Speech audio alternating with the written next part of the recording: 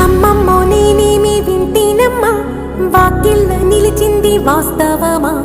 ఇన్నాళ్ల గాయాలు మాయమమ్మా, అచ్చంగా ఈ రోజు నాదేనమ్మా. కన్న ప్రాణాలు ఉల్లాస తోరణమాయేనమ్మా, కంటి చెమ్మల్లోనూ నేడు సంతోష ఛాయలమ్మా. నమ్మలేని కలలు నిలిచే కనుల ముందే, ఈ నిజము చూసి కాలమిప్పుడు కదలను అంది.